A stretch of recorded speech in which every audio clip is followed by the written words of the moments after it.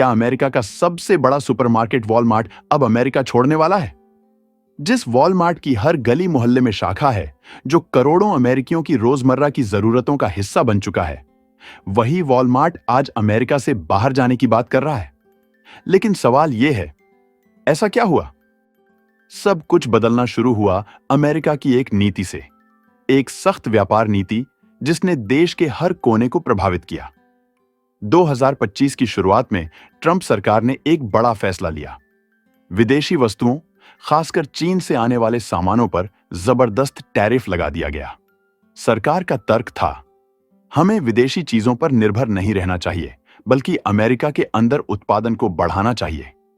लेकिन इस कदम का सबसे बड़ा झटका लगा वॉलमार्ट जैसी कंपनियों को, जो अपने सस्ते दामों के लिए दुनिया भर से चीजें मंगवाती हैं। चीन, वियतनाम, कोस्टा रिका, भारत और पेरू जैसे देशों से। सितंबर में अमेरिका में कंटेनर आयातों में भारी गिरावट देखी गई। सालाना आधार पर यह 8.4% घट गया और चीन से आयात लगभग 22.9% तक टूटा। अब जब इन उत्पादों पर टैक्स कई गुना बढ़ गया, तो वॉलमार्ट की लागत भी आसमान छूने लगी। कंपनी के सीएफओ जॉन डेविड रेनी ने स्पष्ट कहा, हम इन बढ़े हुए टैक्स का बोझ खुद नहीं झेल सकते। अगर सरकार ने राहत नहीं दी तो हमें कीमतें बढ़ानी होंगी और इसका सीधा असर आम अमेरिकी उपभोक्ता पर पड़ेगा। और यही हुआ भी। ग्रोसरी, कपड़े, इलेक्ट्रॉनिक्स, यहां तक कि बेसिक किचन प्रोडक्ट्स तक सबकी कीमतें तेजी से बढ़ने लगीं। इस बढ़ती महंगाई और लागत के दबाव के बीच वॉलमार्ट ने अपने बिजनेस को बचाने के लिए बड़े रणनीतिक फैसले लेने शुरू कर दिए। कंपनी अब अपने सप्लाई चेन मॉडल को पूरी तरह बदल रही है। चीन पर निर्भरता घटाकर ऐसे देशों की ओर रुख कर रही है जहां उत्पादन लागत कम हो और व्यापारिक माहौल ज्यादा लचीला हो। चीन के जेजियांग प्रांत में एक फैक्ट्री है जो वॉलमार्ट के लिए क्रिसमस की सजावट बनाती है। पिछले 10 साल में पहली बार वहां उत्पादों पर कीमत का टैग नहीं लगाया गया। वॉलमार्ट के उपाध्यक्ष बैरी शान के अनुसार यह कदम अमेरिका के राष्ट्रपति डोनाल्ड ट्रंप की ग्लोबल टैरिफ पॉलिसी के कारण आई प्राइस अनसर्टेनिटी को दिखाता है। दूसरी तरफ अन्य अमेरिकी दुकानदार अपने ऑर्डर रोक रहे हैं और सामान की शिपमेंट भी रुकी हुई है, क्योंकि दुनिया की सप्लाई चेन लगभग ठप हो गई है।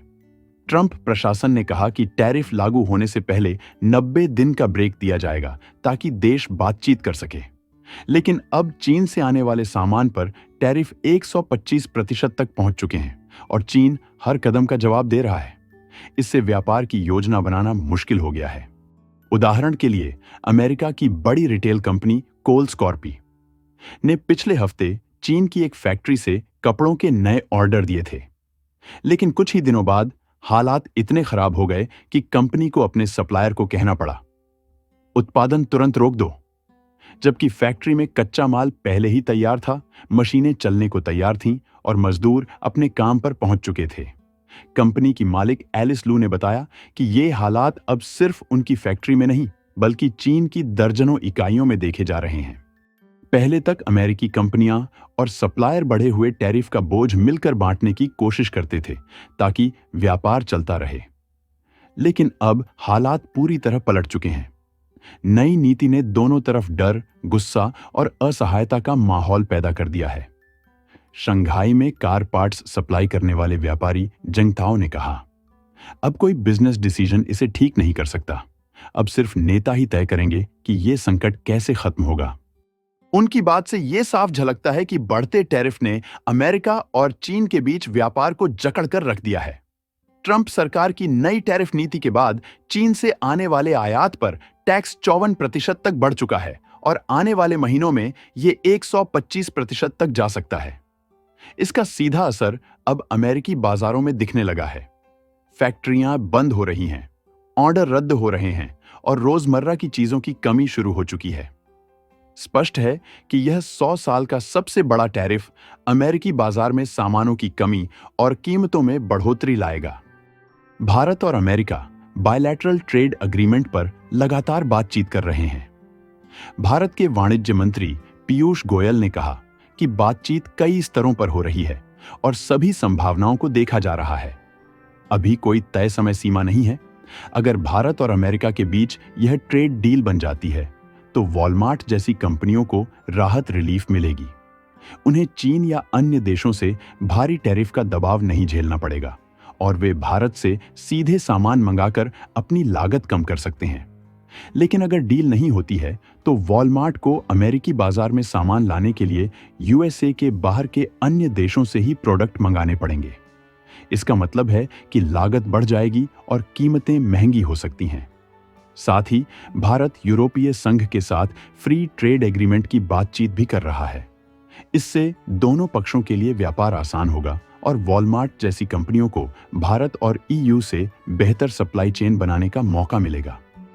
रॉयटर्स की रिपोर्ट बताती है कि जो शिपिंग कंपनियां पहले सस्ते किराए में माल भेजा करती थीं, अब उन्हें नुकसान हो रहा है। दरअसल east west contract rate index, जो समुद्री माल ढुलाई की औसत कीमत मापता है, पिछले 12 महीनों में 3% गिर गया।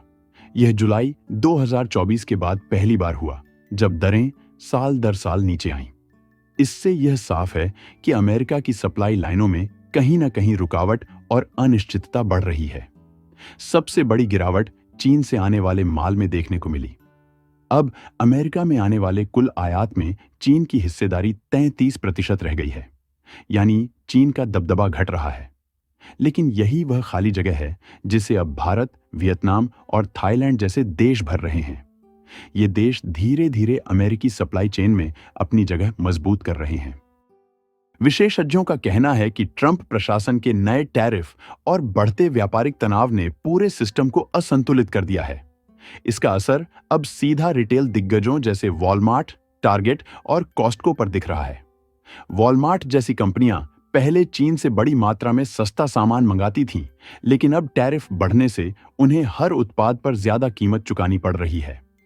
अगर आने वाले महीनों में भारत और अमेरिका के बीच कोई ठोस व्यापार समझौता, ट्रेड डील नहीं हुआ, तो वॉलमार्ट जैसी कंपनियों के पास दो ही रास्ते बचेंगे।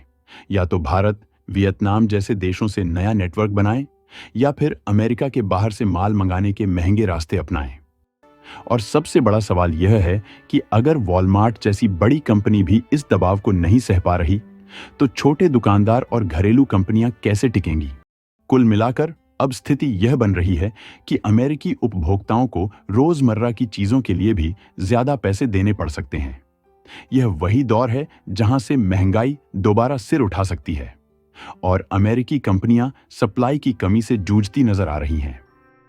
अगर आप दुनिया के ऐसे बड़े और दिलचस्प बदलावों के बारे में जानना चाहते हैं जो वैश्विक सत्ता के समीकरण को बदल रहे हैं, तो मेरी लेटेस्ट वीडियो जरूर देखें, जिसमें बताया गया है कि कैसे हंगरी का बड़ा और साहसिक कदम पूरे यूरोप को चौंका रहा है। लिंक स्क्रीन पर है, उसे क्लिक करना ना भूलिएगा। वीडियो को लाइक करें, चैनल को सब्सक्राइब करें और इसे अपने दोस्तों के साथ जरूर शेयर करें, ताकि वो भी इन अहम जानकारियों से अपडेट रह सकें। धन्यवाद।